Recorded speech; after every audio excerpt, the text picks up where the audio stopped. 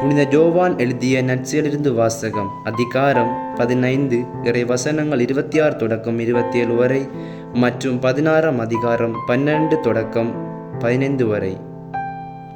அக்காலத்தில் இயேசு தம் சீடரை நோக்கி கூறியது: தந்தையிடமிருந்து நான் உங்களுக்கு அனுப்பப் போகிற துணையாளர் வருவார்.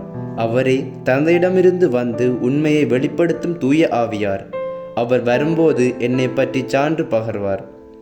நீங்களும் சான்று பகர்வீர்கள், ஏனெனில் நீங்கள் தொடக்கம் முதல் என்னோடு இருந்து வருகிறீர்கள். நான் உங்களிடம் சொல்ல வேண்டியவை இன்னும் பல உள்ளன, ஆனால் இவற்றை இப்போது உங்களால் தாங்க இயலாது.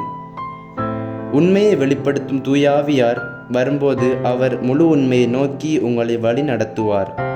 அவர் தாமாக எதையும் பேச மாட்டார், தாம் கேட்பதையே பேசுவார். வரப்போகிறவற்றை உங்களுக்கு அறிவிப்பார். அவர் என்னிடமிருந்து கேட்டு உங்களுக்கு அறிவிப்பார். இவ்வாறு அவர் என்னை மாட்சிப்படுத்துவார். தந்தையுடையவை யாவும் என்னுடையவையே.